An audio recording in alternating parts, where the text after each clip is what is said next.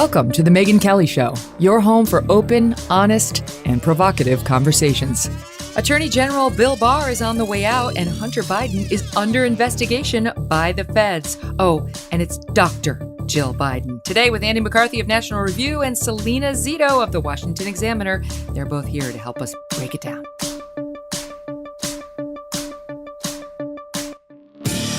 Hey everyone, I'm Megyn Kelly. Welcome to The Megyn Kelly Show. Today we've got Andrew McCarthy and Salena Zito. A word on each of these guests. Andy McCarthy was one of my favorite guests on the Kelly File on Fox News because this is a guy who's really done it. He used to put terrorists in jail for a living. He worked under Rudy Giuliani in the U.S. Attorney's Office and was one of the most respected federal prosecutors in the country. And unlike most of the talking heads on TV, this is a real trial lawyer who actually knows what he's doing. And not only has he been all over the Trump electoral challenges and really actually reading the evidence, but he has been all over the Hunter Biden story and knows exactly what Hunter Biden is accused of and can walk us through what the DOJ is likely investigating when it comes to the president-elect's son and how this might cross over to the White House and where we go from here. So he'll be with us in 1 minute. And Salena Zito, she is a reporter with the Washington Examiner. She's a columnist at the New York Post, contributor there. And this is somebody who, unlike the elites in media who hang out in the sort of cocktail parties and, the Central Park Conservatory here in New York and so on, this is a woman who goes to the heart of America, Pittsburgh, the local gas station, Ohio, flyover country, the South, and gets her finger on the pulse of what Americans are feeling outside of the Beltway, outside of the coasts. And that's why she so often gets the mood of the country correct. She's gotten it right. And of course, has therefore become a target by some in the press. But you know how that goes. In any event, we will get to them in 1 second. I want to tell you something exciting before we get started, which is we are not taking time off. Like all the other podcasts, they're going to abandon you over the holidays. They're not going to put out new material, most of them. They're going to put out repeats. They're going to put out best ofs, stuff you heard before. But we're just a little baby show. We're just getting started. So we're not going to leave you hanging. Plus, I'm really enjoying this. So I was like, I actually want to keep working. So we're going to keep the podcast coming out with new episodes Monday, Wednesday, Friday, through Christmas week, through New Year's. We got you covered. There will be no repeats. And to get it all, make sure you subscribe wherever you get your podcasts so you can get each episode as soon as it is live and download them and then rate and review. Had a bunch of reviews today. They were super fun. They made me laugh out loud. And I appreciate them as always. So just know we are going to be putting out new content for you. And I think you're going to enjoy it. Actually, some of these are going to be the greatest. A couple of them we taped already, and they're great. They're great. That's all I'm going to say for now, but just trust me. Okay, before we get to Salena and Andy, I want to talk to you about blinds galore. Because you know how it is. In the peak summer, the sun is really strong. And in the peak winter, the sun is really strong. As we're about to start getting a bunch of snow, it's blinding when that stuff reflects off of the snow and into your house if you don't have the proper window treatments. And that's where Blinds Galore comes in. They believe you deserve high-quality, custom-built blinds and shades, and that is exactly what you're going to get. This is more than just a blinds aisle in the hardware store. These are experts in blinds. Nothing will get made until you order it. They've got blinds, they got shades, they got shutters, they got drapery, whatever you want to cover your windows. The experts there at blindsgalore.com have covered over 2 million windows and counting. They make it super easy to get a completely custom product that you're going to love. It's a family-owned and run company, been doing it for 20 years, led by a mom-daughter duo. They truly want you to love your view and give you a designer product without the designer price. You can do all of this from your home. This is the best part. You don't actually have to go down to the store, take your measurements of your window, customize it online, and then you'll be able to see exactly how your blind or your shade is going to look on the screen before you press purchase. They even make it easy to connect your shades to your smart home, to your phone, or your Amazon Alexa. It's easy to get the custom blinds and shades you've always wanted in your home at Blinds Galore. Get started with 15 free samples and take up to 45% off your order. Visit blindsgalore.com today. Let them know I sent you by choosing The Megyn Kelly Show. At checkout, beautiful custom window treatments are waiting for you at blindsgalore.com. That's blindsgalore.com. And now, Salena Zito. Okay, so let's get right into it. You wrote an interesting piece recently, which I think is a good place to kick it off, on how the elites are still not getting it. They're still not getting it, despite 4 years of Trump, an election in which he won, a second election in which he nearly won. they're still thinking he's going to go away, and this weird coalition that came up underneath him will, maybe fade, and Trumpism could fade into the background, and his deplorables hopefully will too. That's my summation of what many on the left think and hope. And you're saying, guess again. That's absolutely right. And so what they don't seem to understand is they believe that this coalition of voters that Donald Trump caused them. What they had missed I would argue since 2006 when Republicans lost the midterms, I believe that's when this started. What they don't understand is that Donald Trump was a result of this coalition. He didn't cause it. And it is not going away. This is who the Republican Party is. I would call it a conservative populist coalition. It has shown its durability and its strength. If you just look at what happened, not only at the top of the ticket, yes, he did not win, but he did not win by not much, if that makes sense. Yeah. But look down ballot. This is where we were supposed to see this massive blue wave, right? The expectations were this is going to be an overall rejection of Trump, and this conservative populist coalition would diminish, and Republicans would not win down ballot. That turned out to be the exact opposite. Republicans not only did not lose by double digits in the House as predicted, they have won at least 12 seats. A couple are still in oddly are still being counted. But they won 12 seats that no one saw coming. But they also did not lose a number of Senate seats that they expected. And even more importantly, down ballot, way down in there, state house races, state Senate races. These are where, this is the bench, right? This is where leaders are going to come from. They stayed Republican in a very massive and stable way. So in other words, voters were willing to not vote for Trump, conservative voters, that mostly based on his comportment, but they are still conservative in their values. So they may have voted for Joe Biden for president, but they voted for their state senator or their U.S. senator, their member of Congress or their state rep. They voted Republican, showing that Biden is the date rather than the person they're going to take to the altar. He's sort of temporary. And I would also argue, and I think this is really important point, Megyn, is that most of the league thought and still believe that Donald Trump's candidacy was a black swan. I would argue that it's not, because the durability of the coalition and the pieces that the candidates that they elected.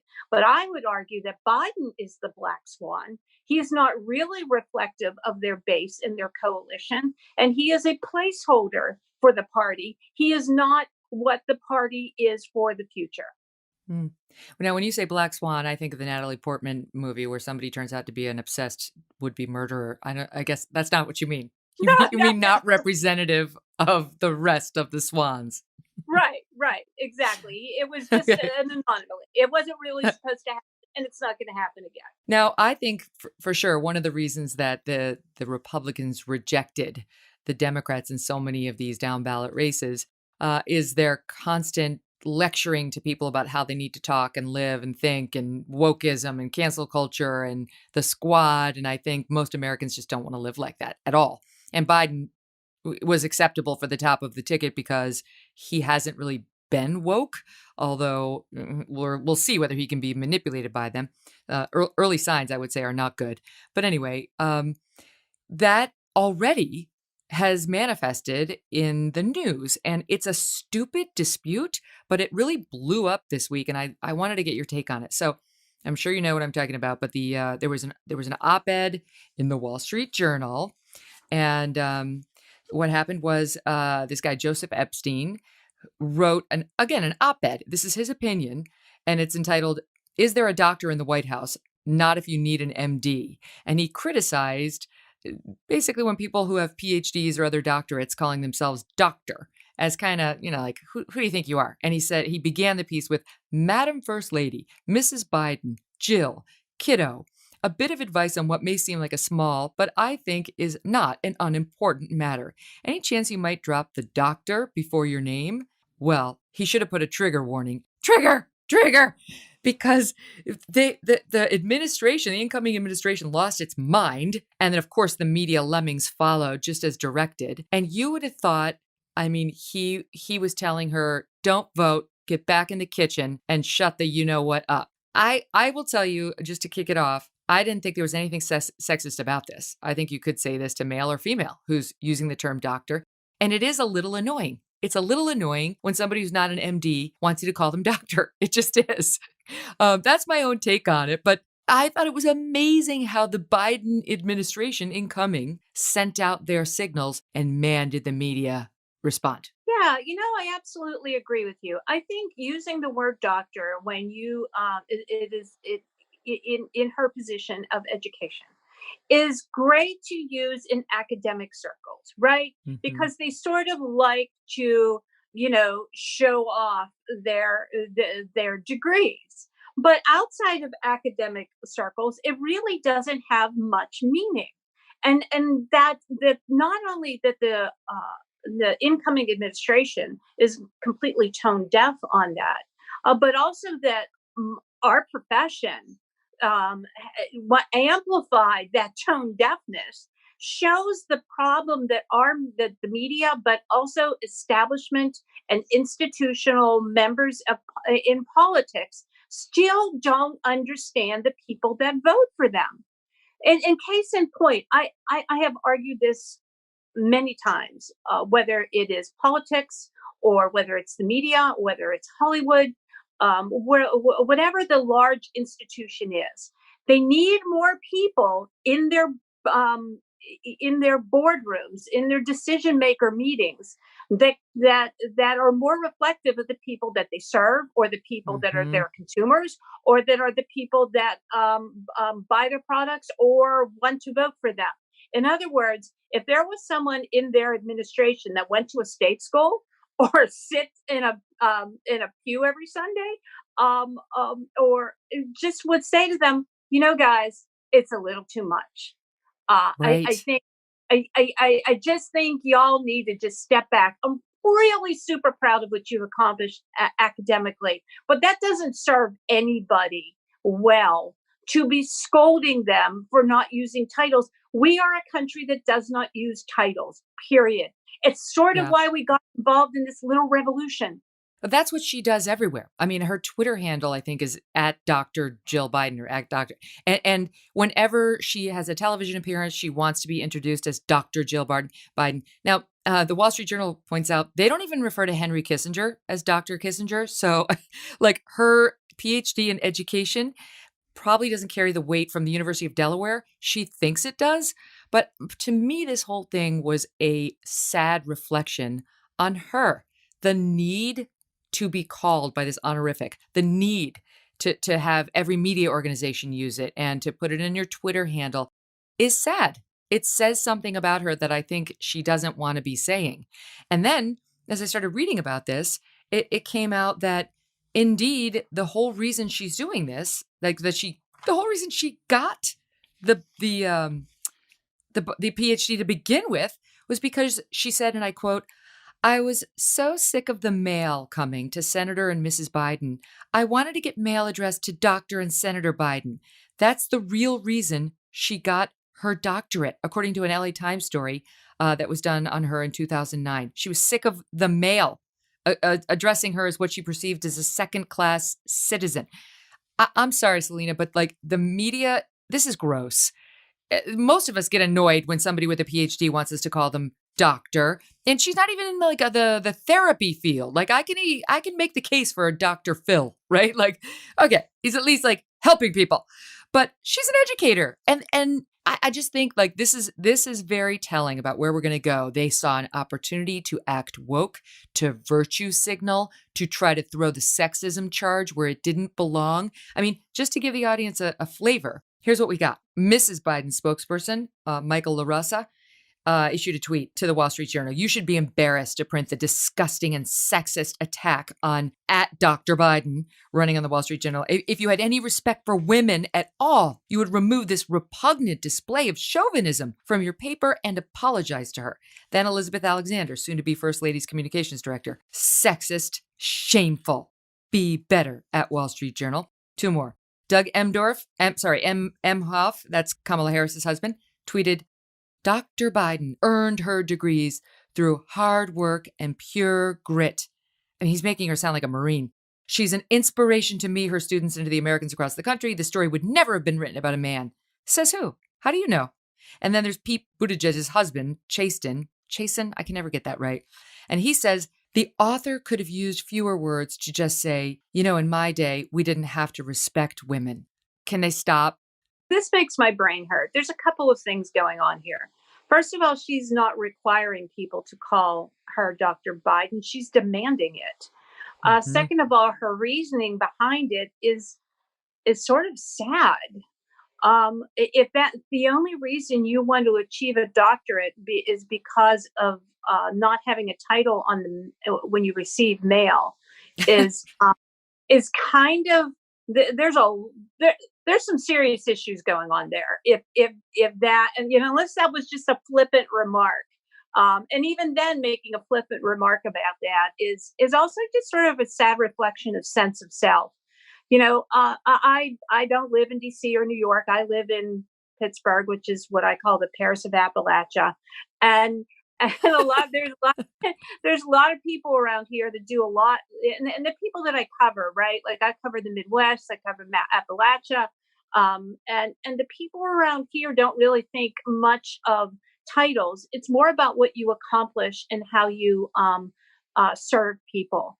And demanding a title is completely out of touch on her part. It's also there's another layer here that I think is really important to touch on, is that there's some serious examples of sexism. Anywhere in this country you can find those things happening. To put this in that category is insulting to people who experience sexism. Right? I mean, this is just like using racism as like a throwaway line.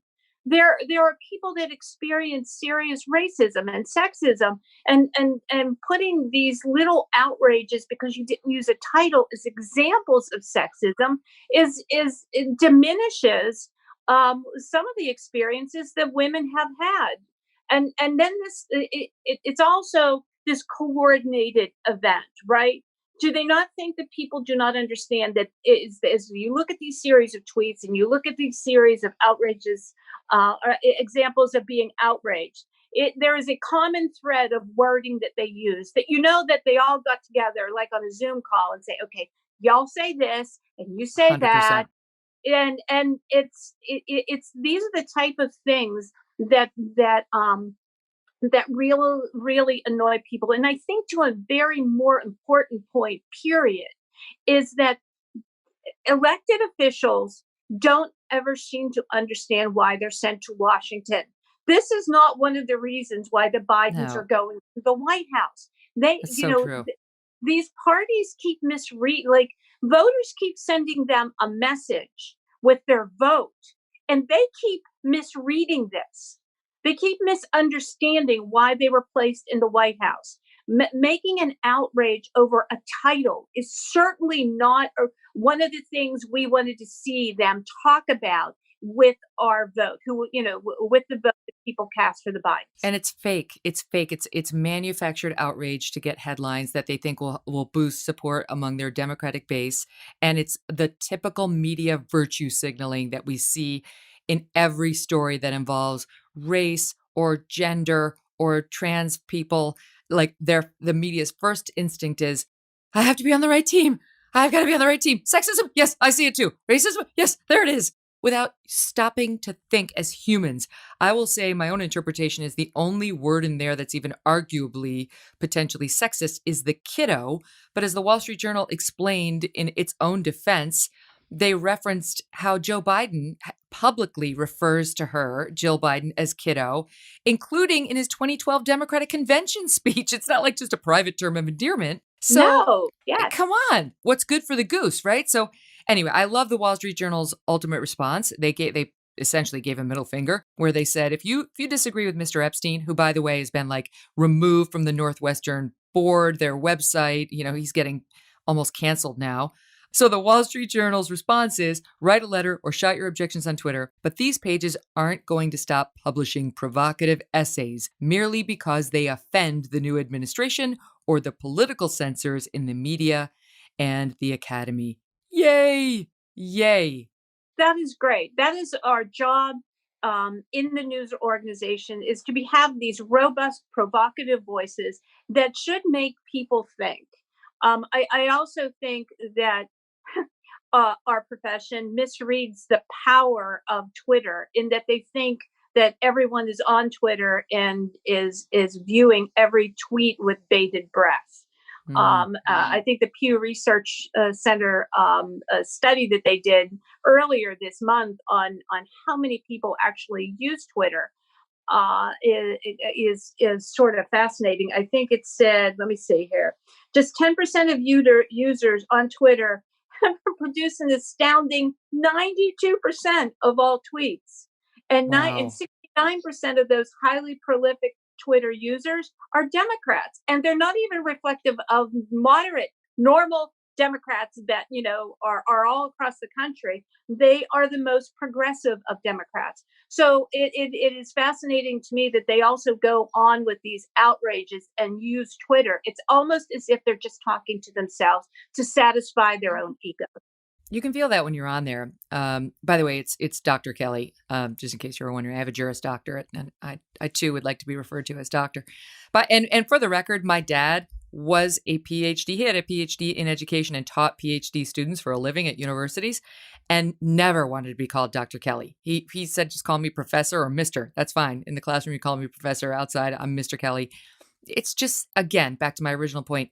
It says something sad about her that she's constantly making people refer to her that way. It does exactly the opposite of what she intends. It diminishes her from the get-go, as opposed to her just being really smart and impressive, and her walking away and you thinking, wow, wow, as opposed to like, oh God, she needed the honorific. Okay.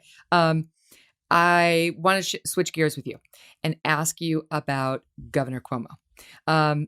He's, of course, the darling of the media. And he made some headlines this week because, first of all, he publicly doubted the vaccine before it came out, or right as it was announced. He threatened to sue the federal government over how it was going to be distributed. He said he didn't trust President Trump. He was going to create some independent review board, which wound up being like a nothing. And then yesterday, as we saw the first person in the United States, a Queens critical care nurse, get the vaccine, there he was, Salena, smiling on camera, trying to take all the credit, preening. And it's just, you look at the difference in the way they, the media just lets him get away with it. It's fine. He's the anointed one. And by the way, the AP is reporting that he is under serious consideration to be the next attorney general.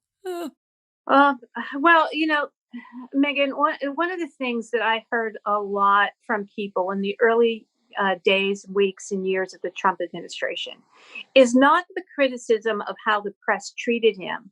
They expected him, then they wanted him to take tough questions. He was an unknown commodity. He'd never really been in politics before. But they would also say in the same sentence, I don't mind that he takes tough questions, that the press gives him tough questions. I just wanted to know where that press was for the last 8 years, meaning during the Obama administration. And the same can be said for Cuomo. He just he doesn't get tough questions. If he does get tough questions, he yells at the reporters in a way that you just want to crawl under your desk and hope that he never sees your face again. Hmm. And so it all goes to our profession. We need to give equal scrutiny, equal pressure, equal tough questions to both sides, and not pressing Cuomo on his hypocrisy of how this was covered. Okay, he's going to be a hypocrite. He's going to try to get away with it. Many of us might try to get away with whatever we can, but that the press hasn't pushed him on it is that we have let him get away with having this double standard. Yeah, or as the New York Post did a great write up, saying he also wrote a self-aggrandizing book about his supposed great leadership. They're exactly right, and since then the cases have spiked. Quoting now, lockdowns have increased. He bungled not only the closing and the reopening of the schools, where he came up with a feigned disagreement with Mayor De Blasio. He's closing indoor dining. He's just throwing darts at the board while giving a tour on leadership, writing a book on leadership. To me, it's gross because this guy, of all people, deserves tough questions. You're right. Our profession won't throw them at him. And by the way, I think you're being modest because I know as well as you do that if he had the nerve to come after me the way he comes after these reporters asking him questions, I would Yeah. love it. And so would you. Good. Well, I kind of would have. And and you're right about Cuomo. You're also, I mean, I can point to my governor here in Pennsylvania. The questions that he gets are you have to go through a filter to give them initially. Now he does take questions without that filter. But he doesn't a great dance of not ever answering them directly. And you have seen it in New York, I've seen it in Pennsylvania, but also in my neighboring states of Ohio and West Virginia, where you just see this sort of winners and losers are picked by these administrations, and they don't listen or talk or engage with the people that they have impacted, and they get away with it. Wait a minute. What do you mean there? You had to submit questions through like that? Your questions to the governor had to be filtered.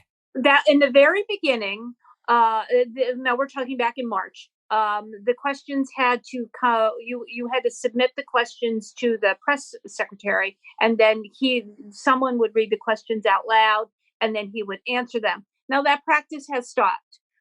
He does take the. There are now press conferences where you can dial in and just wait your turn to ask the question. This is out of the Joe Biden playbook. I mean, now finally his lordship will allow some people to ask questions, though very infrequently does one get an answer.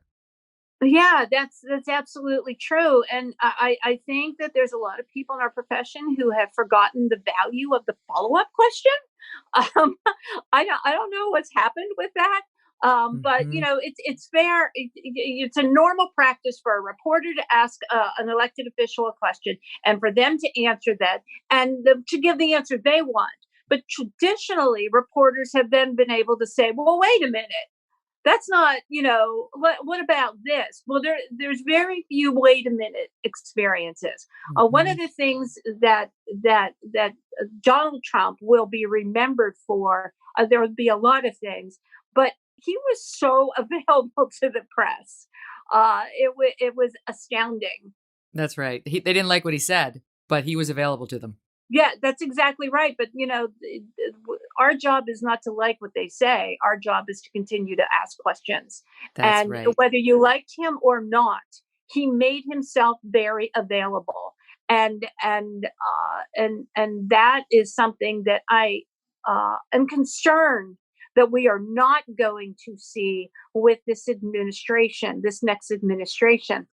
I see it as the White House press briefings where there's that one White House reporter from OAN, Chanel somebody, and she reminds me of like Pravda, Russian press whose job is really just to tell Putin how great he is. Like just as great as we think you are you even better? Just could you take the mic and go on for 5 minutes about that? It's actually kind of astounding to watch.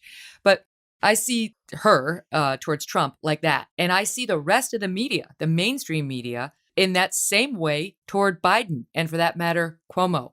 They're obsequious in their Yeah. approach to these guys. There's no skepticism toward anybody with a D after their name. We saw just this week, Cuomo was accused publicly by a public figure.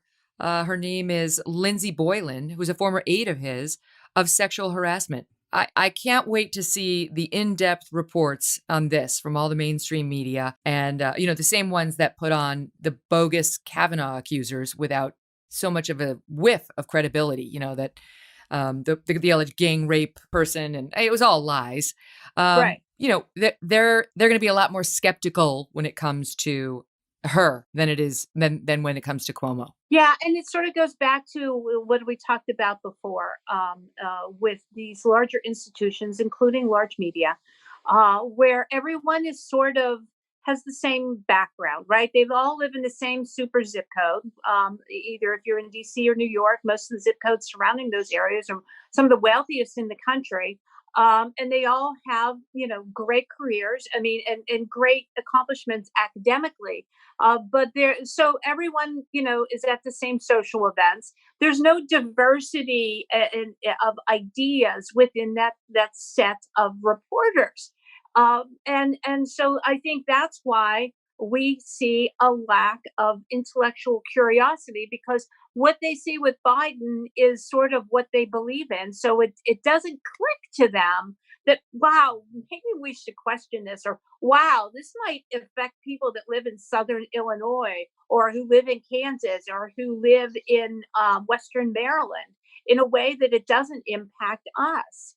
And we need more diversity in our reporting. Well, I think that, you watch the lack of interest in the allegation against Cuomo. That's sort of them not showing their virtue signaling because it's a Democrat, right? And if that were a Republican, they'd be like, "Oh, believe all women," right? But it's the same thing. I sent out a tweet about this today about. I'm sorry to even bring this person up, but Deborah Messing, the actress, um, who's out there constantly lecturing the rest of us on how we need to be sensitive to various groups, including the LGBTQ crowd, who she thinks she represents because she starred in Will and Grace for some odd years. But she tweeted out, "I hope Trump is the most popular boyfriend in prison." She's really hoping Trump goes to prison and is subjected to anal rape by his fellow prisoners. I mean, that's what she's saying. And this is Miss I'm LGBTQ sensitive. And she immediately got shamed by people saying, "Oh, so we really would appreciate if you didn't use that as your method of attack," even her allies. And she goes out saying, "Oh, I've been an ally to this community for decades, and I was in no way referencing LGBTQ love or sexuality. But Trump's victimized tens of millions, and I wanted the tables turned on him. Apologies for the offensive way I did it." Well, I mean, this is a person who wanted to blacklist all of Trump's donors. Remember, she wanted to out them all. She wanted to dox them. She compared Donald Trump to Hitler. Like, these people, they're so quick to claim the high ground when it comes to someone on their team. But if you've got a Republican jersey on, like Trump, forget it. Absolutely true. She's going to get away with this. She's not going to get canceled by her peers. No. She might get dinged a little bit, but there's not going to be any sort of punishment for this. But yet, what she said is, let's be honest, that was pretty disgusting. Hmm. In just in the threat alone of what she hoped for, but also just this assumption that this that that LGBTQ would behave this way in prison. It's just very revealing to her character. People like this tend to, after they get comfortable of just flipping off whatever they want to in a tweet, they get comfortable and they don't think and they reveal who they really are. And I think that she did that in this moment. How out of touch is she, right? How out of touch are all these people? Like, we just saw it. Sorry to bring up another tweet, but it feels small ball, but I did enjoy this one. Ben Stiller got in a dust up with my pal Janice Dean, who my audience knows has been ripping on Cuomo because he sent 6,000 COVID positive patients into nursing homes And then both of her in-laws died in those nursing homes. And she was mad because the governor, true to form, is raising thousands of dollars for himself at a virtual birthday party. And Janice sent out a tweet saying, shame on those who are attending this thing instead of trying to raise money for people suffering from the COVID lockdowns and all, and she called them out: Whoopi Goldberg, Ben Stiller, Rosie Perez, Henry Winkler. And it wasn't about it being virtual. It was about the fundraising for him at a time when people are suffering. And then Ben Stiller, like so many of these dumb celebrities who don't pay attention to the news, walked right into the blades of that fan saying, nothing wrong with supporting a politician. As you know, the current president has been soliciting hundreds of millions to overturn the election, not for COVID relief. You wrote a book about spreading sunshine, apparently. You don't like the governor? I do. Don't be divisive. Bye. And honestly, you can almost hear his PR agent calling him up, being like, no, backtrack. No, delete that tweet. You don't know who you're dealing with. This woman has every right to complain. And, as soon as he found out that, and Janice responded saying, nothing wrong with criticizing a politician who likes to profit off the deaths of New Yorkers.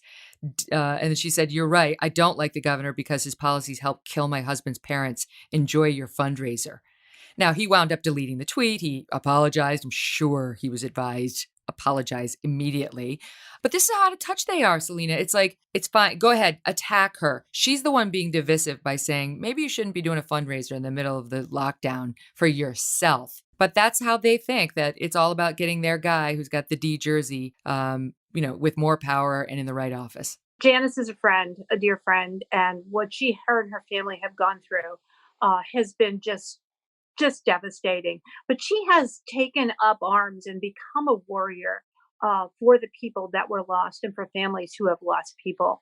And she has called Cuomo on the carpet on many hypocritical things that he has done since the order to with nursing homes.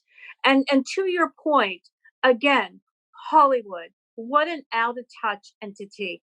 The people that live there, again, live within their own bubble. They sort of hang out with the same people, and they don't know anyone that is different than them because they're so surrounded by people just like them. And so he makes snotty comments like that, and that impacts the bottom line. People really have taken a turn against Hollywood, but also just think about the NFL, right? Look how much people have stopped. Look at the ratings drop within the NFL. Look where the NFL is located. Where are their headquarters? Park Avenue, New York. I would argue they'd be better served if their headquarters were in Canton, Ohio. It's more reflective of the people that sit in their seats. And Good and point. and these, Hollywood, but NFL and media, they keep making these decisions based on where they live and not where the people that consume their news, but also put butts in their seats for their football games, or watch their movies. And they've all suffered because people have become tired of this arrogance and this disconnect from regular folks. I think you're right that people are tired of it. People on the right and the center too, and you can see the center left getting irritated by it too. But what what's the solution? Because once you've lost the media, Hollywood, sports, corporate America, I could go on. What what do you do to get it back? Well, we're heading into unknown territory. One of the things I have argued since Trump won is Republican establishment and Democrat establishment folks should have been the reaction should have been more reflective and looked at this candidate and say, okay, if they were Republicans, they should have said, look, he beat 17 of our best men and women, right? And the Democrats should have said, well, he beat what someone said what everyone was said was the unbeatable candidate in Hillary Clinton. What have we, and look at him, what have we done wrong? But there was no admission to getting things wrong. And I think until these entities, and that goes with for Hollywood, that goes for the NFL, that goes for corporate America, who's decided to now be woke and put woke things in every tweet, every ad, every time you go on their websites. There needs to be a come to Jesus moment to within these corporate boardrooms to say we need to step back and look at how we've been treating people. And they're not doing that. And I don't know that they can do that because I don't know that they can get outside of their bubbles and be more thoughtful about these things. So what does that mean? With the divide just gets wider. And you are going to see the bottom lines of not just Hollywood, not just media, not just the NFL or Major League Baseball, and you're going to see them suffer because of that until they're able to be more reflective of how, like they've all decided to become social justice organizations. They've all decided that. Just watching yesterday the reaction to changing the name of the Cleveland Indians to the Cleveland baseball team within people on social media just is astounding that they're that un that they just don't understand that this is not going to go over well with their fans, with their viewers. First of all, as an organization, you're making the assumption that you think everyone that attends your games are racist because the team is named Indians and they support that. I would ask them to go on to talk to Native Americans, and I would say, based on conversations I have had, they would say, "Y'all are crazy. This does not bother us." Well, it's like this push in the real estate industry to get rid of the term master bedroom. Yes. That's What is that? racist. Who I mean, thinks soon like it'll be that? master's degrees. It just be like, I got the degree that follows college and is right underneath Jill Biden's doctorate. I don't know what to call it. You're not wrong, and that Yeah. is both sad and funny. Like, I'm laugh crying right now because it's true. It's absolutely true, and it's sad. And if you go out there like I do and you talk and you listen to people, they think these corporations and these entities have lost their minds, and there's less and less loyalty. In my book, I talked with Mark Cuban about taking these social justice stands, and he said, "Well, we're betting on the next generation." What they are finding, I think, what they didn't understand is these next generations, millennials, Gen Z, they do not have the loyalty to brand and the loyalty to team in the same way that my generation or Gen X generation did. And so they're suffering because of that. They have pushed Gen X people out. They have pushed boomers out, and Hmm. there's an expectation that, oh, well, we're woke and we're social justice and we're this and we're that these young people are going to come, and these young people are like, yeah, we're not that loyal to you, so sorry. Right.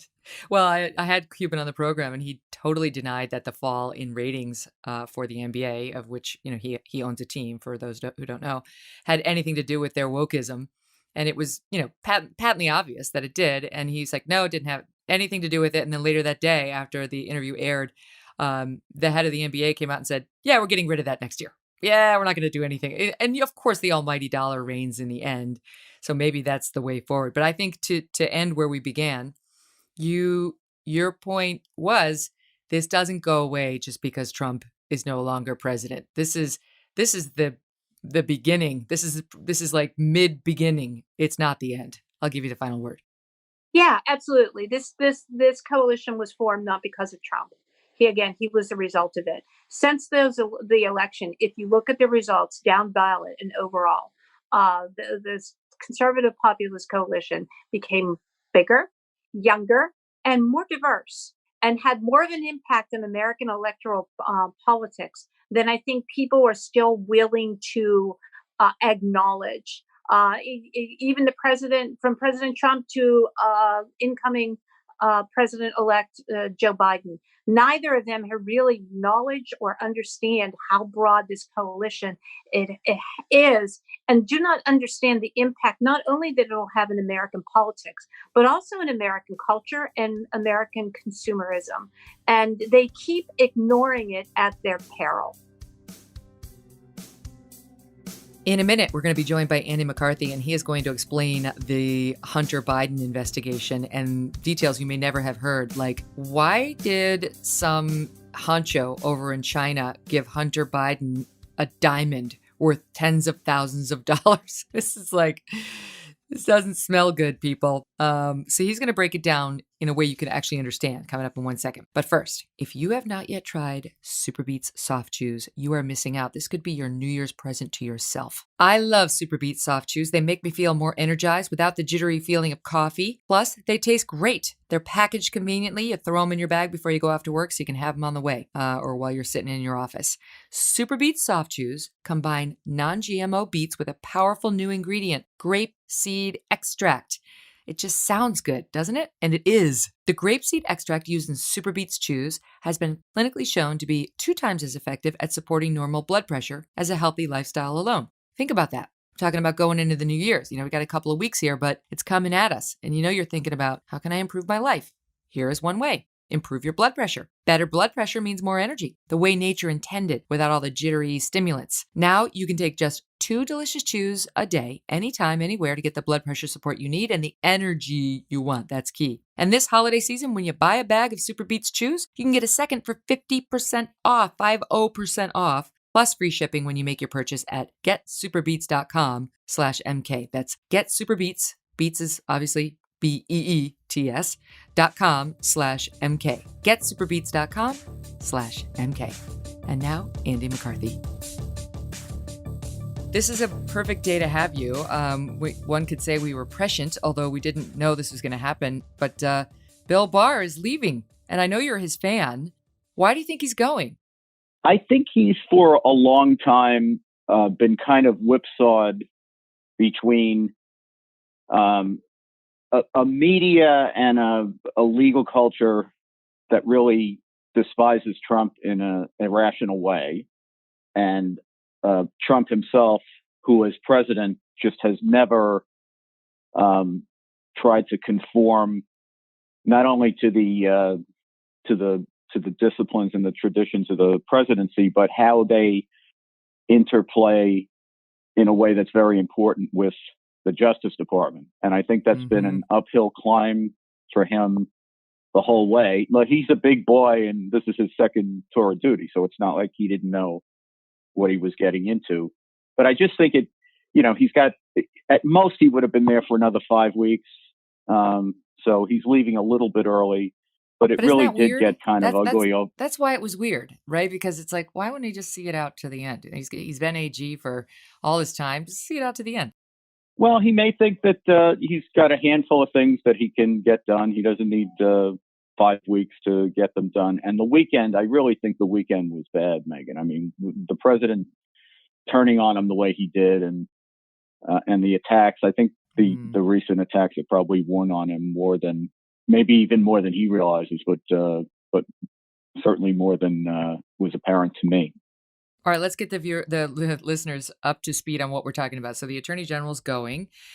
Andy's saying diplomatically that it's been tough to be the AG under President Trump because Trump kind of treats the Justice Department like his own personal attorneys, and he thinks Bill Barr should just be doing whatever's good for Trump. And Bill Barr has gotten criticized for doing that in the view of some, but not here, not in an area that turned out to be potentially very important. And Trump is angry at Bill Barr, and some Republicans are too, because what we learned is that the Department of Justice has been investigating Hunter Biden.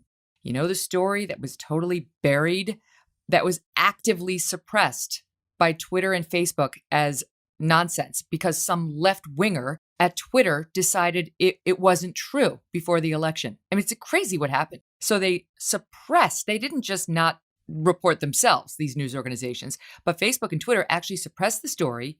Well, it's true. The Department of Justice has been investigating Hunter Biden for reportedly tax fraud or tax issues, as well as money laundering, his business dealings with, we're told, Burisma, that Ukrainian company, with the Chinese, all of which people were reporting. The New York Post was reporting, conservative media was trying to get out there. We took a hard look at it.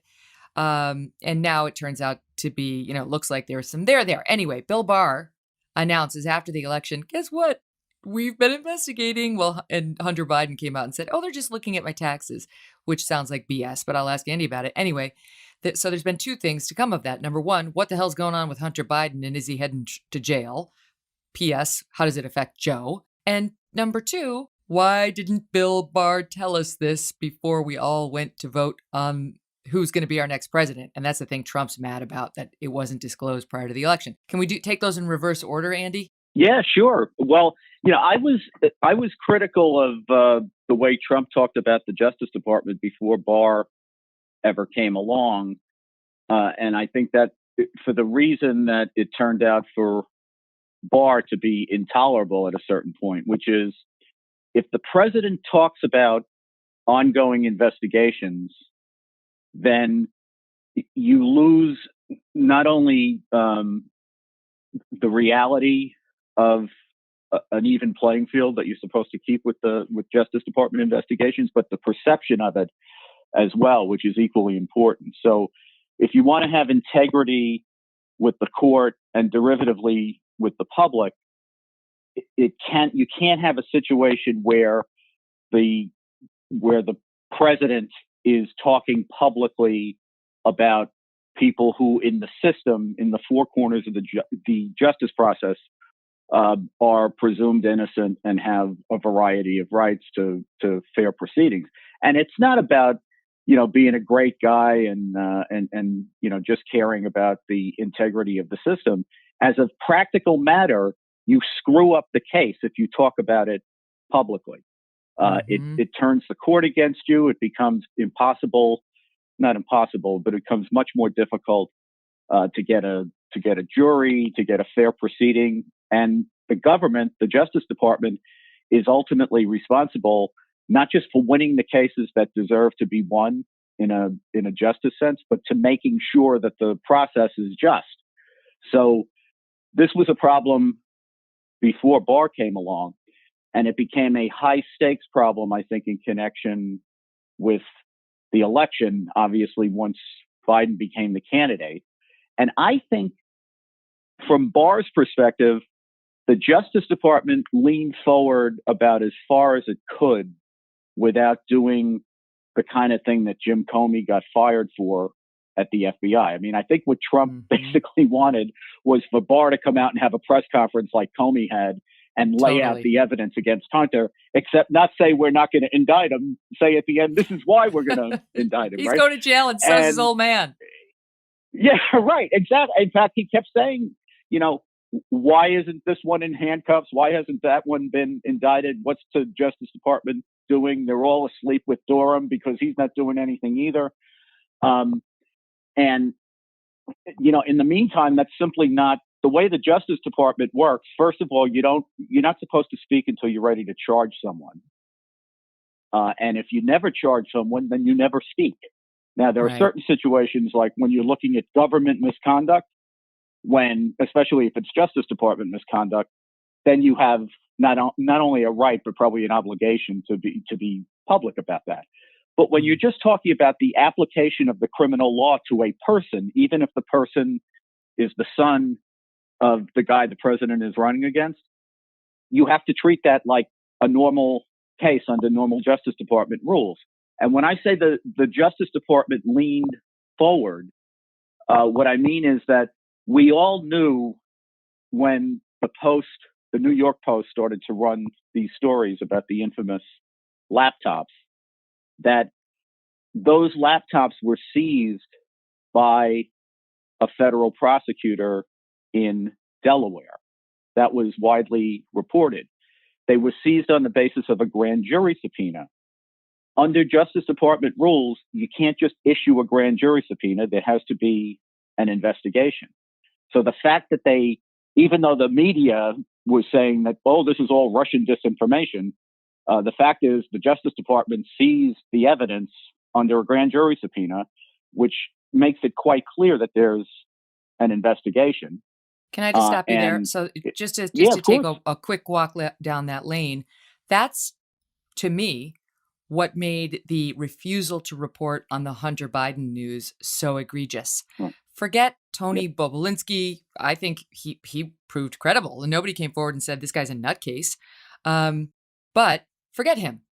You've got a federal subpoena that was issued to the legally blind computer fixer who had Hunter's laptop, who came forward. I mean, this story is just so bizarre. But that guy came forward and said, "Okay, I've got it," and he admitted, and it was verifiable. The Post got its hands on the subpoena. So did the rest of us. That showed in December of 2019, the feds subpoenaed those laptops. So about 1 hour's worth of phone calls would have told any reporter the feds have an open investigation on Hunter Biden. And you can bet your bottom dollar that if the name at the end of that sentence were Donald Trump Jr. or Eric Trump, oh boy, the media would have been a hell of a lot more interested in this story than they were. Instead, they spent weeks saying this is a Russian disinformation campaign. There was that letter from all the intelligence officials saying absolutely not Russian disinformation. That was all BS. They had every reason to see the truth. It was staring them in the face, and they refused, Andy. Yeah, that letter was a cynical exercise because there's a sort of a passing clause in it that says, of course, we don't know any of the underlying facts here. We're just, Washington graybeards who are telling you how the world works. But as far as this goes, that we're opining on, we don't really know anything. And in the meantime, Megyn, it's not like this was like on a clean slate. Two of Hunter's business partners, Bevan Cooney and Devin Archer, were convicted in a federal fraud case in the Southern District of New York in 2018, in a case where Hunter wasn't charged, but his name came up through the evidence and throughout the proof, because they seem to be trading on his name, just like he's, I think, pretty infamously traded on his father's political influence over the years. So you had that. And then, of course, we have the Burisma stuff and all the stuff that came to light at the time of the impeachment brouhaha, which I think the media tried to basically brush away by just saying, Rudy's crazy and he's dealing with shady Russians and shady Ukrainians. And if that's the context in which he's, scraping around for evidence about Hunter, then we can discredit all of that. And in the meantime, I have to tell you, Rudy may have lost a lot off his fastball. He's dear to me because I would, he hired me in the 1980s. So I have a kind of a different view of it. But whether you like Rudy or you don't like Rudy, if you're trying to get evidence on people who are dealing with shady Ukrainian oligarchs, this is late breaking news. I hope everyone's sitting down. You have to deal with Ukrainian oligarchs. If you want to get evidence about terrorists, you deal with terrorists. If you want to get evidence about the mafia, you deal with terrible people. And, I've always said you can take information. We take information. I still think of myself as a we 20 years later, but the Justice Department, you take information from anybody who has relevant information, and nobody is off the mark as far as who you can take information from. The question is, what do you do when you get it? How do you corroborate it? Do you run it down? Are you skeptical about it given what the source is, and you make sure it's, good and strong and tight before you use it in the court proceeding? But, there's a lot of information out there that Hunter was up to his neck in bad people, and not just with the Ukrainians, the Chinese, this stream of what was it, $3.5 million from Moscow. I mean, everywhere you look where this guy's collecting lots of money, there's shady characters involved. And for whatever reason, the media on the one side, and I think this is the whipsaw that Barr was in from the beginning, the media on the one side either won't cover it or, as you say, even worse, suppresses it or preposterously says that it's Russian disinformation. The one telling detail about all that all along was any good investigator who's trying to run down the authenticity of something like the laptops. The first thing you want to know is, does the person who it appears to belong to say it doesn't belong to me? This isn't mine. This isn't my stuff. And he never said that. So if I'm the media, that's like an implied admission that it's all his, right? Because that would the first thing they would say. Right, of course. He would have been out there. They would have put him on camera for that one saying, those aren't mine. I've never seen the blind repairman in my life, nor has he seen me. But and I deny everything. This is a made up campaign. They never said it. It was very obvious that they were his. But here's my question to you. But let me make it clear, because as soon as we say Ukraine, Burisma, and Chinese and all that, it's like people are like, huh? So I like to keep it very clear. First of all, do we think we're talking about a criminal investigation into Hunter Biden or a civil investigation? Yeah, grand juries only do criminal investigations. Justice Department's in the criminal investigation business. I mean, they have a civil side, but that's not what this is. All right, so we're talking about possible crimes committed by the president-elect's son. And his name, the president-elect, Joe Biden, his name is involved, though he's not directly accused as far as we know of doing anything.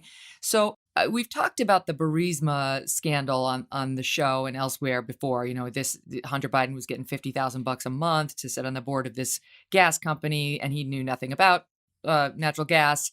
And it was obviously just a payment to the guy to buy favor with the then sitting vice president. And it may have gone beyond that. They're going to look into that in terms of Burisma. But the Chinese piece of this is really interesting, because if Hunter Biden was laying the foundation for some sort of a deal, or actually struck one with the Chinese, now you're talking about potential compromising of the next president. I mean, this could actually be deeply problematic. And I know you've been covering the Chinese piece of this. Can you just help explain what that piece of this looks like, as far as we know?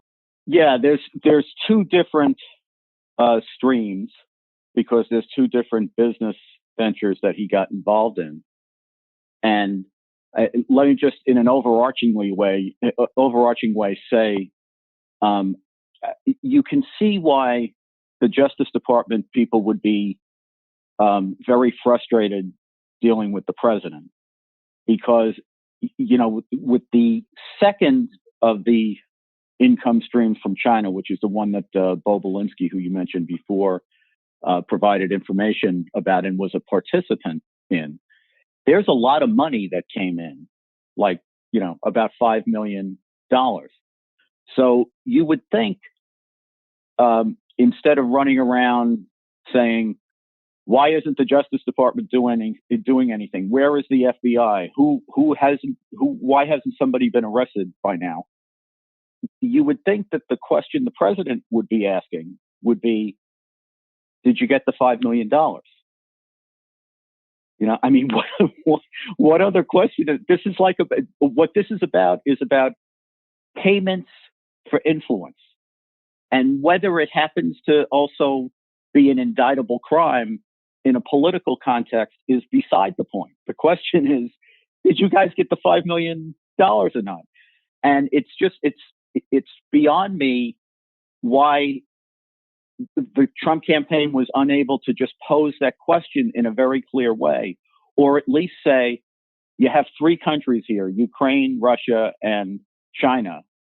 And the only things they seem to have in common are that Joe Biden was the point man for Obama administration foreign policy, and all of those countries at that time thought it was a good idea to pay a lot of money to Hunter.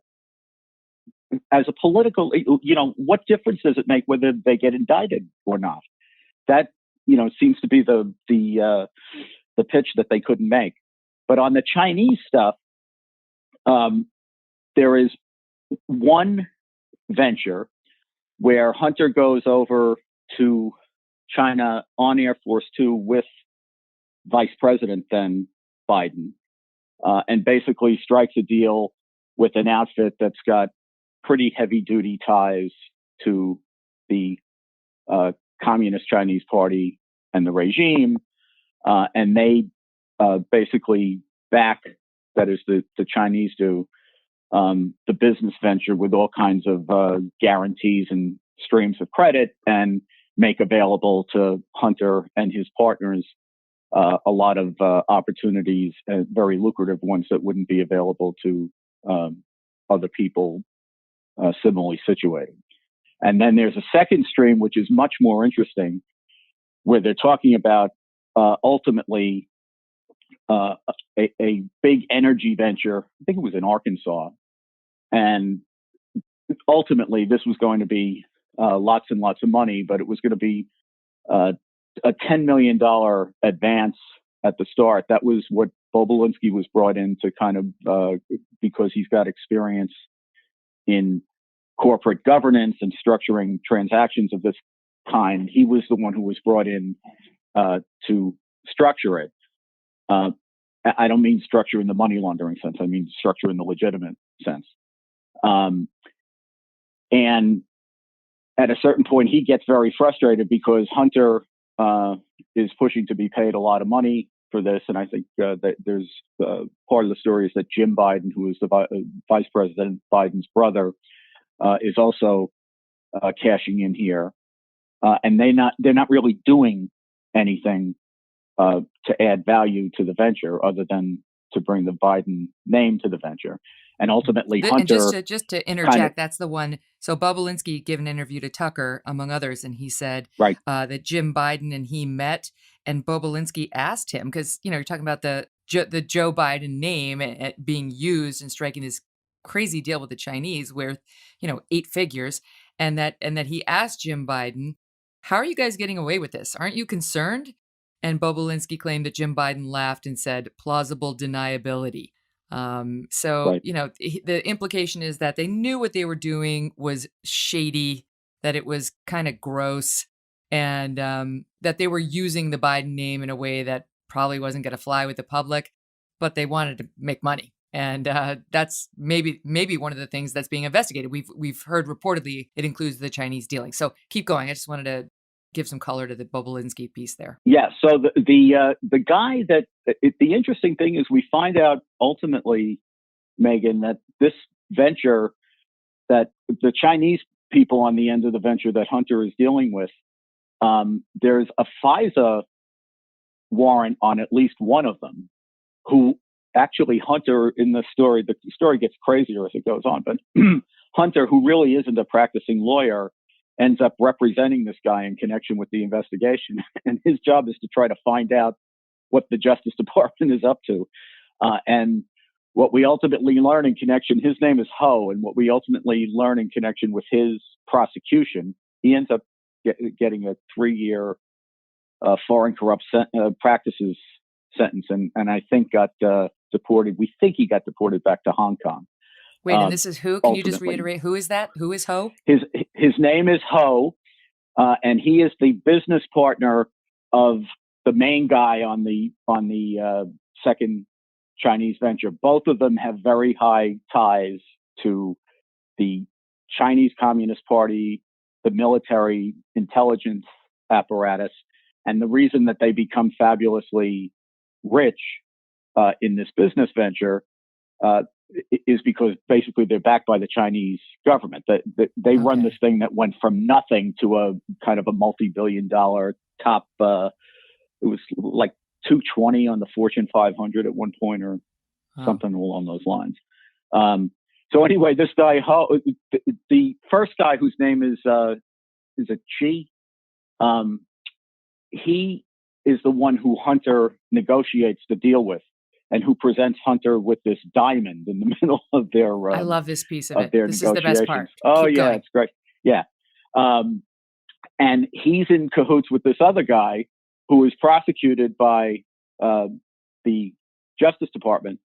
And they ask Hunter to represent this guy. And we find out in the disclosures in connection with his trial that there's a FISA warrant on him. Now, we all learned a lot about FISA warrants during the Mueller, the Russiagate stuff, especially in connection with Carter Page. But a FISA warrant means the government went to the Foreign Intelligence Surveillance Court and had probable cause that this character was an agent of a foreign power, which means he was involved in clandestine activity on behalf of the Chinese government. So that's the Again, guy this is arresting Hunter's Hunter. pal. This is Hunter's Right. pal, who Hunter may be representing as a lawyer, whose last name is Ho.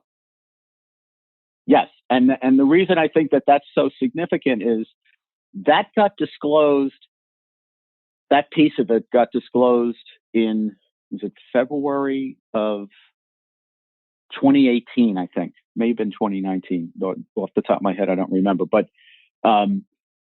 within 2 weeks, the other guy disappears and is never heard of again. As soon as they put out the FISA, as soon as the government discloses in court that Ho is the subject of a FISA warrant, his partner suddenly disappears and is never heard from again. This is Hunter's, the guy who struck the deal with Hunter, and no one has seen or heard from this guy ever since. He's believed to be in custody in China, but nobody really knows. Is it him, Chi, who we think his name is Chi, the guy who's never seen again? Which one sent Hunter the diamond? The first guy, the guy who runs the guy who ran the whole enterprise. Ho is the guy who gets convicted. And I know that by the Justice Department. Can you just put some meat on that? Because I know I listened to you on your podcast with National Review saying, when you get to the diamond piece of this, that's the point as the prosecutor, where you just sit down. You just introduce that piece of evidence, then you sit down.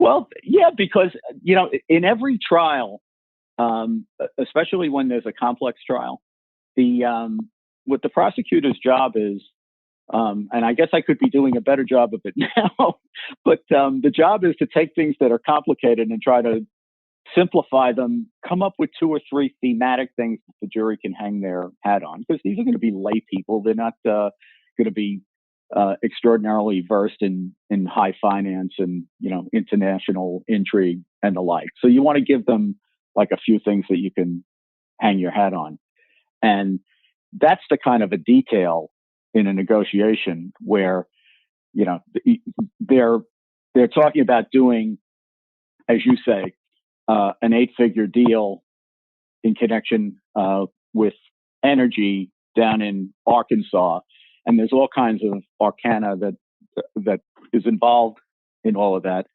But while they're having the negotiations, they have a meeting, and the day after the meeting, Hunter is presented with a thank you card that has a diamond, which there's some dispute about how much. I think Hunter says it's only worth about $20,000. Other people have appraised it at I think $80,000 or something along those lines. But I mean, it's not at a certain point, somebody asks Hunter. I think it was the guy who interviewed him for the New Yorker. Was it Adam Montu, who used to be at the Washington Post? I'm probably getting wrong who wrote it, but there's a long profile of Hunter in the New Yorker, and they ask him about the diamond, and he basically say to him, "Didn't you think you might have been being bribed there?" And he said, "Why would they bribe me? My father wasn't even in office then." In the meantime, the father is like gearing up to run for president, right. And I think had already formed a campaign structure and all that jazz. That's what's so nuts about this. Why would anyone bribe me? Gee. Right. What about, I'm just sweet little Hunter. And that's what's so crazy, because now, Peter Doocy of Fox News keeps following around Joe Biden saying, "What did you know about your son? Did you know he's under investigation?" And Joe Biden, okay, so the other night was, "Thanks for the congratulations." Okay, as if the press has some obligation to congratulate him after the Electoral College. We don't. Okay, we don't. But number two, all he keeps saying, whether it was at the presidential debate with Trump or Peter Doocy, yelling at him, is, "I'm proud of my son. I'm proud of my," and the media is letting him get away with this. Hunter Biden shouldn't be within 10-foot pole distance of the Oval Office. He should be nowhere near this administration. He appears to be a corrupt guy who is willing to take money for influence on his dad's name and has done it for a very long time. And it may even have crossed over to the criminal, right? That's what's being investigated. And Joe Biden, you tell me, Andy, he should not be getting away with, I'm proud of my son. That's not going to cut it. Yeah. Well, look, I think it's worse than that. I obviously agree with all of that, but I think the hands-off approach that they've taken on this is not going to make it go away. And we all know if the shoe were on the other foot and these were Republicans, forget about whether they were, Trump, who they have like a special kind of insane hatred for. But let's just say it was a seemingly innocuous kind of, Republican, like, Mitt Romney before he became a dog killer or whatever they wanted to paint him as when he ran. Right. But, this thing would be investigated to the ground. In a way, the Justice Department investigates things to the ground, sometimes in some ways even more aggressively. And as a result, this hasn't been looked at all. And, I don't know if Joe Biden himself has done anything wrong. I don't know if obviously I listened to Bobulinski's testimony, or not to his interview with Tucker. And he's obviously implicated in a way that's a lot more serious than anything they ever had on Trump. I mean, this guy says that, he not only was supposed to get a 10% slice of a $10 million proposal, but there's documentary corroboration of it. There's that document where he's referred Joe to Biden. as the big Joe Biden. Joe Biden, right? Yeah. And Bobulinski also says that by the time the deal they finished structuring the deal, it went from the 10% slice being held for Joe Biden was going to be held originally it was going to be Hunter. Then they changed it to Jim. So they had a whole plan for how this money was going to kind of be held out of sight. And we're talking about, for those who do math like I do math, which, don't overcomplicate it, this was 10% of $10 million. So we can all do that math, right? Mm-hmm. And again, Megyn, this is like what we mentioned before. This is not something that doesn't have context. There are investigations that one done by the New Yorker, one done by Politico. Not exactly right-wing whack jobs, right? These guys, beginning with Jim Biden and Hunter for sure, have been cashing in on Joe's political influence since like the 1980s. There's a whole stream of this that goes on way back. So it's not like this happened with no context. And, common sense says if you're Joe Biden, if you don't want people cashing in on your political influence, I don't know, maybe after the first decade or two, you tell them to knock it off. But, this is behavior that goes right. And instead, here's Hunter hopping on board Air Force Two and off to China to cash in on this deal, and then off to the next place. Let's not forget Joe Biden not being honest about what he knew and when he knew it already. He's said precious little about it. I'm proud of my son. But in the few times his campaign has been forced to deal with what's being alleged, they've muffed it. I mean, they've clearly misled. Remember, there was an allegation that he had met with Joe Biden had met with the number 3 executive of Burisma, this Ukrainian oil and gas company, at the White House, which, would have lent some credence to this whole story, right? That his son and they're doing all these dealings and they're trying to get his influence. And then he was like, well, no, I don't remember it. Well, no, it wasn't on my schedule. I was like, oh, right. Well, that answers it, right? It's like, and they once again was let to get away with it. I'm glad you brought that up because when we were talking before about authenticating the laptops, I thought one of the more interesting things was that meeting. They found out about the meeting. That is, we all found out about the meeting because of what was on the laptop. And when they went to Biden's campaign and they said, "Did you have this meeting?" The reaction wasn't, "What do you mean off that laptop? That's Russian disinformation. That never happened." They said, "Let me check the calendar." So you kind of knew that the laptop was. How many different ways did we need to know it was for real? But along the lines of what you're pursuing, all I was going to say is because the media didn't do its job, this was not delved into before the election and during the campaign, when maybe the Democrats would have looked at it and said, maybe we go a different direction. Now it's ultimately going to be looked into, because it'll be slower than it would be if it were a Republican, but it's going to happen. And it'll happen while he's in the White House, it's a disaster for him. It's a disaster for the country. Maybe it won't be that much of a disaster. Maybe he's more insulated from it than what appears to me, at least at the moment. But we'll see. But it would be much better if the media did its job and this was vetted before we have people in office. Mm-hmm. Okay, a couple points. Number one, just to button up that it wasn't on my calendar. I've heard you say this. I've said this too. That would be exactly the kind of meeting you wouldn't put on your calendar. So that is not dispositive, right. And they know it. They know it. And number two, it was weird that Mitt Romney put his dog on the top of the car for the family road trips. I'm just gonna say, I'm always stuck in my craw. He said the dog liked it. Challenge. Okay. More with Andy in 1 second, but first, I shared a hot story a couple of weeks ago and it nearly crashed the internet. The Scoremaster website was like, help me, because everyone went. And here's the reason. The average American has 97 points. We're talking almost 100 points they can quickly add to their credit score, but they have no idea how to get it. Do you stress out about this? So many people do.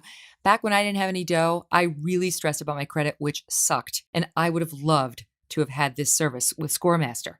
This is what these guys do. They're credit scientists, and they discovered an algorithm that will super boost your credit score. And not just a few points, which doesn't help you, but 97 points fast. Imagine that, almost 100 points on top of your current credit score. That could be huge if you're refinancing your home or buying a car, applying for credit. Here's an example. Let's say you have just mediocre credit and you're buying a car. If you go to Scoremaster first and boost your credit score, just the average of 61 points, you could save $9,000, $9,000 on your car loan. If you go to Scoremaster and boost your credit, just the average number before you apply for a home loan. So many people are buying homes now as they try to get out of the cities, thanks to COVID. You could save almost $100,000 over the life of your loan. Think about that. This thing pays for itself. Same thing if you own a business, from getting a car loan or getting a regular loan, if you're a business, to funding projects, to financing equipments. Super boost your business credit score and you could save a fortune. Scoremaster puts you in control of your finances. Enroll in minutes and see how many plus points Scoremaster can add to your credit score. Visit scoremaster.com/MK. That's scoremaster.com/MK. Okay, now before we get back to Andy, I want to bring to you another edition of the feature we call You Can't Say That, or Think That, or Do That. Oh wait, this is America. This time, if you happen to be a little boy talking to Santa, you can't say you want a Nerf gun. Got it? Did you see this? This actually happened.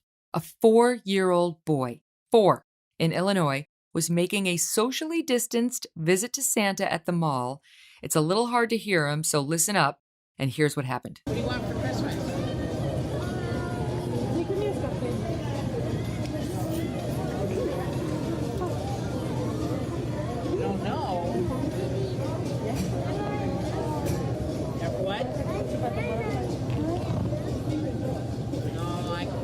No guns. Nerf gun. No, not even a Nerf gun. No, if your dad wants to get it for you, that's fine, but I can't bring it to you. Well, what else would you like? Lots of other toys. There's Legos, there's bicycles, there's cars and trucks. What do you think? What do you think? It's okay if your dad...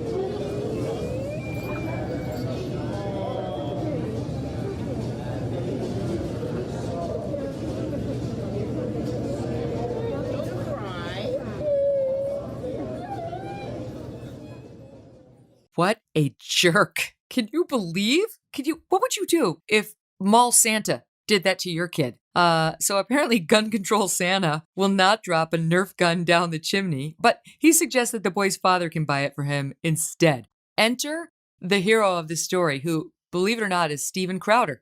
Steven Crowder of Louder with Crowder, friend of ours, put on his Santa suit, did a virtual Zoom call with the little boy and his parents. Apparently his dad is a cop. And, I'm sure the family did not appreciate the demonization of people who use a gun. And Crowder did a hilarious exchange with the boy. The parents loved it. The kid did great. Here's a little bit of that. I know you've been very good this year. Now, let me ask you this, young Michael. What is it? I know that the helper, again, no association there. We're looking through HR, and I'll get back to your parents about this. What was it that you asked that unqualified helper for at the mall? Nerf guns. A Nerf gun! Ho, ho, ho, ho! Well, that sounds like a wonderful gift, a wonderful toy. And that man told you no? Oh, well, let me tell you, that's not the real Santa. He's what your parents will teach you about when you get older. He's what we call a communist. And in even better news, the mall, realizing that it was about to be completely publicly shamed and ostracized, had another Santa wind up going to the boy's home and personally deliver him a Nerf gun. Do you let your kids use Nerf guns? I do. My kids have all got the Nerf guns. They run around, they shoot each other, they shoot through little targets. I mean, it's like, people, Nerf guns do not cause violence later in life. And we got bigger problems than Nerf guns, which kids have used from the beginning of time, or its predecessor. Remember that one kid who got expelled from school for chewing his Pop-Tart into the shape of a gun? We've lost our minds.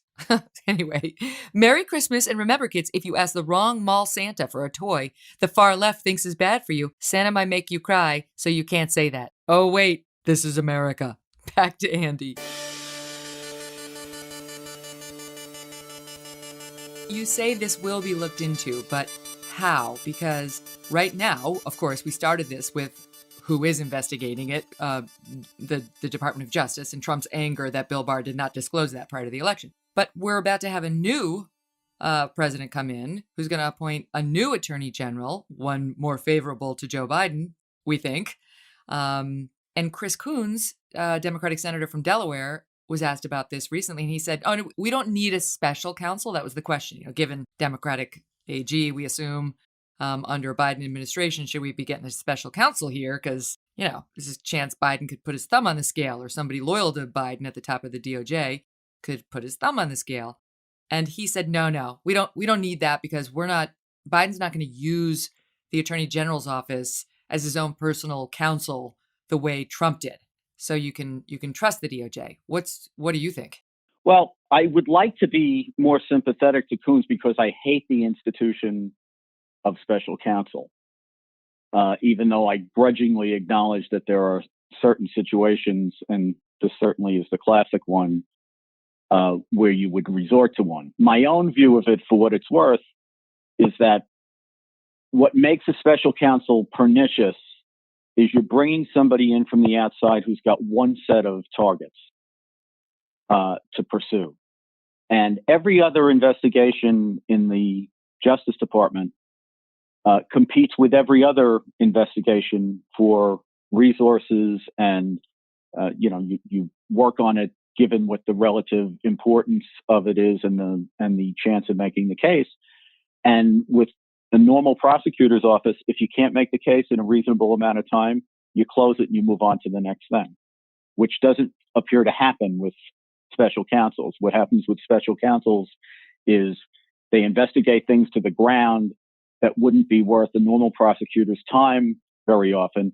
And if they don't find a crime, they create one in the course of the investigation. So people end up taking all kinds of process counts and, false statements and obstruction and that sort of stuff. So I think it's a pernicious institution. And I also think that if the Justice Department's reputation hadn't taken the hits that it's taken over the last dozen plus years, probably, I guess I'd go back to, there was a time, I think, where you could say, here is X prosecutor who is well known to people on both sides of the political aisle, across the ideological spectrum, somebody who's scrupulous, somebody who's competent, and who will do the right thing and investigate cases the way they ought to be investigated, and we'll find out what happened. And you would trust that. I feel that way because I worked in the Southern District of New York for almost 20 years, where we investigated Republicans during Republican administrations. We investigated Democrats during Democratic administrations with little or no interference from Washington. So, I know it can be done. And if you could identify somebody who, I think, Megyn, that much more important than the structure of the independent counsel, which is not all it's cracked up to be in any event. Much more important is the reputation of the individual prosecutor for ethics and scrupulousness and competence.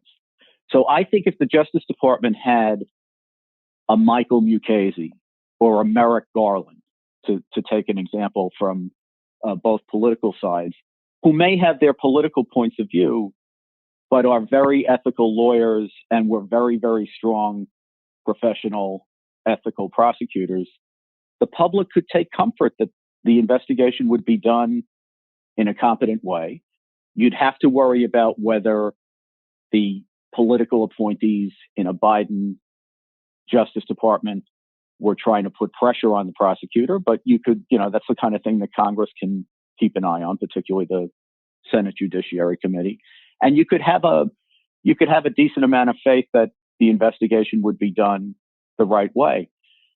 I'm just not sure we have a reputation for that anymore. Mm-hmm. Well, I have to say, I'm glad to hear you point out that it's not just over the last 4 years, because Bill Barr has certainly been in the headlines enough as an allegedly, partisan AG pushing the Trump talking points or agenda.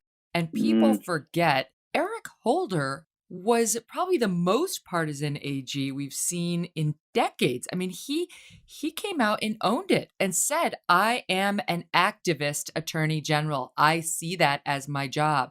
But he was pushing Obama's policies, so no one, who writes up the articles seemed to care. Yeah, that's exactly right. And in fact, part of the reason that Obama and Biden as well have pushed back publicly against all of these, the people on the hard Democratic left. I used to think of Obama as the hard Democratic left. Now he's a moderate. So who knew? Totally. Exactly right. But all these guys who say, defund the police, we want to defund the police. And Obama's there saying, what are you crazy saying, defund the police? That's just killing us. And in the meantime, the Obama people, they didn't want to defund the police. In fact, they wanted to increase the funds for the police. They wanted to remake the police. And that was Eric Holder's job, and he was not at all abashed about it. What they would do is they would slipstream behind every one of these big racial incidents, whether it was Trayvon Martin or, what happened in Missouri or what have you. And of course, they would never be able to make a federal civil rights prosecution because there was no evidence that would support that.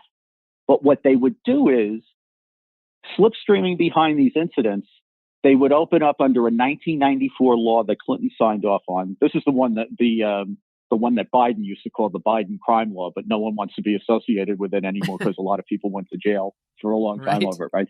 But there's a provision in that allows the attorney general to file a civil lawsuit for pattern or practice of behavior on the part of a municipality or one of its agencies that deprives people of their civil rights. So what they did was they would go in and they would start these pattern and practice investigations, and nobody can litigate, no little municipality, no even big city can litigate with the Justice Department. They got a $30 billion budget and they just keep throwing stuff at you. So what would happen is they would sign off on consent decrees. And what you would do in the consent decree was agree to adopt Obama modeled policing. And you would do it under the auspices of a federal monitor or a federal court. But they weren't trying to defund the police, was not the agenda. It was to change the policing strategy that was put in place in the 1990s. All the broken windows and CompStat and the Intel approach to policing, and change it into Obama style, as they call it, community policing, which is a very different kind of policing. And that was much better than defunding the police. And Eric Holder was proudly, from his perspective, the person who piloted that whole thing. And that's one big example of what they did, but they politicized not only the law enforcement, the intelligence apparatus. We had 50 intelligence professionals toward the end of the Obama administration complaining that their reporting was being politicized and the reports were being edited in order to support Obama administration narratives, like, we're having great success against jihadists, except I think we weren't allowed to call them jihadists, but those people, we were having real success against them. Right. Religious scholars, according to the New York Times. Yes, that's right. Right. So, the idea that Bill Barr, I think Barr's legacy ultimately, when we get past Trump and people get more rational again, I think Barr's legacy is going to be that he tried to depoliticize the Justice Department. And it bothers me so much when people snicker when I say that. But, if you notice, Jim Comey, not indicted. Andy McCabe, not indicted. Mm-hmm. One indictment out of Russiagate, no matter how much Trump screamed about it, which is like a classic case that anyone would indict, a lawyer for the FBI who manipulates a document to get a FISA warrant, right? Who wouldn't bring that case? That's the only case that gets brought. And what Barr said again and again and again was, even though he thought that was an outrageous abuse of power, unless you can show meat and potatoes crimes that are supported by strong evidence, the Justice Department is not going to charge anyone. Because number one, there's a difference between abuse of power and crime. They're not always the same. And number two, if we're going to make this thing work for any, future length of time, you have to get the politics out of the Justice Department and the Justice Department out of the politics. And the worst thing that has happened, some of this was not the FBI's fault. The Hillary Clinton investigation, they mishandled it, but it fell in their lap. They had to do, that got referred to them as a criminal investigation, was unavoidable. But they brought the Russia thing on themselves. I mean, that thing had no real evidence to support it. And they not only ran with it for a long time. Yep.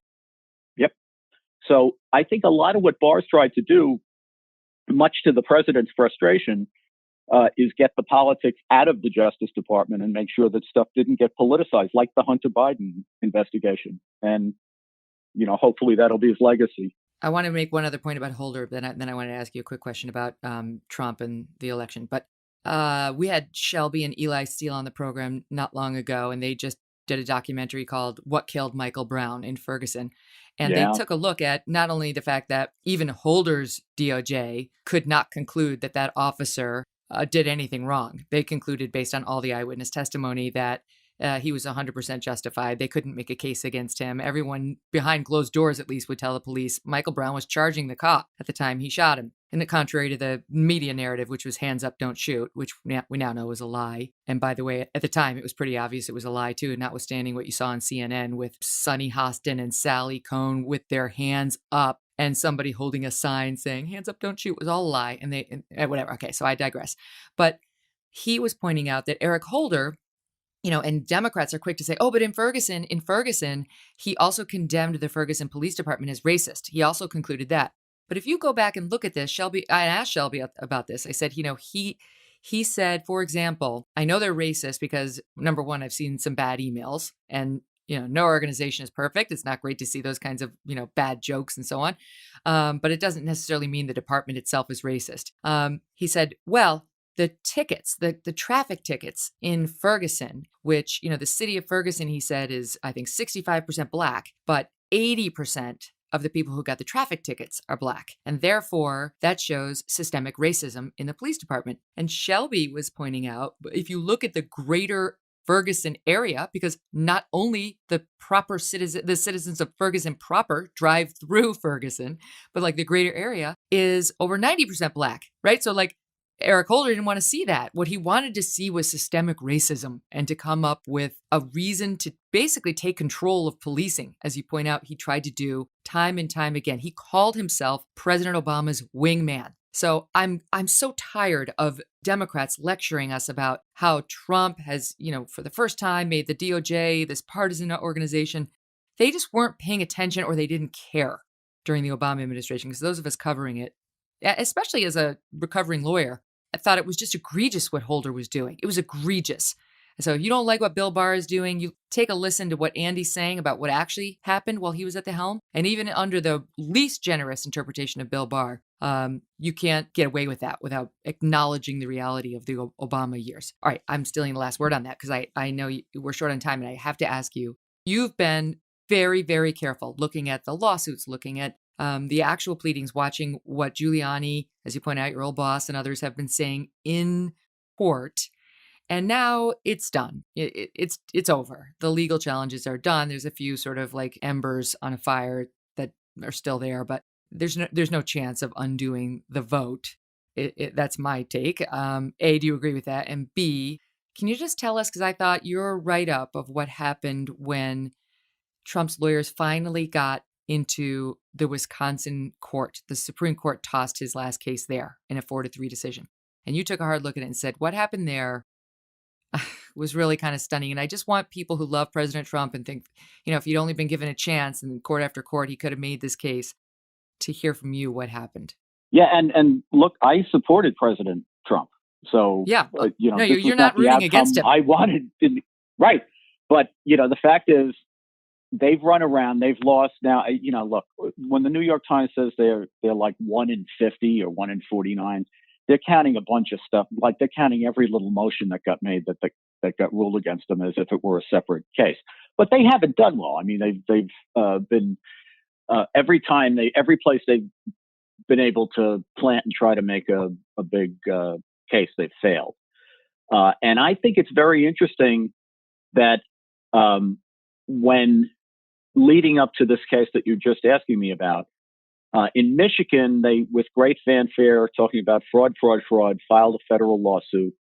And after a week, the federal judge threatened to throw the lawsuit out because they didn't prosecute it. They never even served the Secretary of State. And then they just dismissed it without taking any further action on it. When they got into federal court in Pennsylvania, fraud. And then when the judge scheduled a hearing, they dismissed the fraud counts and told the judge the case wasn't about fraud, and ultimately lost that one. What happens in Wisconsin is after the president, especially the night before, the Supreme Court had dinged them on the Texas case, which was a preposterous case. Yeah. Talk about Hail Mary. The president but the president and a lot of his supporters were out there saying, we just never get our day in court. They keep us out. They have all these little technicalities like standing. They won't let us present our case. So they go into Wisconsin in front of a Trump-appointed judge. And the Wisconsin state officials all say, standing, you shouldn't hear this case. And he's like, no, I'm going to hear it. Nope, don't want to hear about standing. Nope. Not stopping them. We're scheduling a hearing, fraud, irregularity, impropriety. What you got? Lay it on. Call your witnesses. Break. And they show up the day of the hearing, and they said, nah, I don't think we need a hearing. And it turned out that they stipulated with the government of Wisconsin about what the underlying facts were. And they just wanted to argue basically the legality of 3 administrative election procedures. I'm not trying to belittle that's the importance of it, but when you're telling everyone fraud, rigged, the biggest theft in history, what people need to know, we lapse into, or at least I do, you've recovered more than I have, but we say things like stipulation and nobody knows what that means. But stipulation is when lawyers in a case agree that something is a fact or that a witness would testify to X, so that because it's not a disputed issue and no one wants to waste time bringing witnesses in and presenting a bunch of evidence on it because it's not worth the time. So you might get a little stipulation in a trial, like in a drug case, you might get a stipulation that says an expert would come in and say this substance is heroin, but you're still going to have a full-blown trial on everything else, like identification and conspiracy and all the other jazz, right? So where you don't have stipulated facts is when one side is saying, this is the biggest fraud in the history of fraud, and the other side is saying fraud didn't happen. You know, that's the case that goes to trial with witnesses and evidence. It's not stipulated facts. They came in on the morning of the trial, basically, and said, we don't need a trial. We're just going to argue the law. We stipulated to the facts and the facts, of course, they stipulate are not fraud. Right. So it seems to me that every place they've gone where a judge said, all right, big guy, have at it. Show us your stuff. They've told it. So it's as if I were more cynical, Megyn, I might even say they'd rather have the narrative than their day in court. But that's just me. No cracking. There was no cracking when it was all said and done. And people do need to know that because I've been very open-minded to watching the cases and seeing how they play out, but I have not seen the evidence at all. I realize there have been allegations and there's been anecdotal things here and there, and I get all that. But when given the chance to actually present their evidence in court, they haven't done it. They haven't even tried in court after court. And you do have to contrast what they did in court versus what they've been doing in the media and via Twitter. Andy McCarthy, one of the few honest brokers left out there, and I'm so grateful you're there. Thank you so much for your expertise. Oh, Megyn, thank you so much. It's been a pleasure to talk to you. Our thanks again to Andy and Salena. Today's episode was brought to you in part by Blinds Galore. Get the custom blinds and shades you've always wanted. Visit blindsgalore.com today and choose the Megyn Kelly Show at checkout to learn more. You know you want them. Just go check them out. Do it now or else you'll forget, but they're great. Before we go, I want to tell you to go subscribe to the show so you can be sure to hear our interview this Friday with Kentucky Attorney General Daniel Cameron. This guy's a rising star in the Republican Party. He is the first Black Attorney General in the state of Kentucky and is a little bit at war with their Democratic governor there. We'll talk to him about why and about the crazy racist backlash he received after he did not encourage the grand jury to indict those officers in the case of Breonna Taylor. Remember, there were 3 cops who were looking at potential charges. This young woman was tragically killed when the police executed what was a no-knock warrant, but the police said it was not served as a no-knock. They did knock. They did identify themselves. They went into the apartment, and Breonna Taylor's boyfriend shot one of the police officers. They returned fire, and she was killed. It was just an unfortunate situation all around, and he had a tough job. He did it with dignity, with intelligence, with class, with integrity. And in response, he was called every name in the book by, the usual cast of characters over at MSNBC, Hollywood, and so on. So we're going to get into it, and I think you're going to enjoy Daniel Cameron on Friday. So subscribe, download, rate, review. I'm starting to get it. Rate and review. Talk to you soon. Thanks for listening to The Megyn Kelly Show. No BS, no agenda, and no fear. The Megyn Kelly Show is a Devil May Care media production in collaboration with Red Seat Ventures.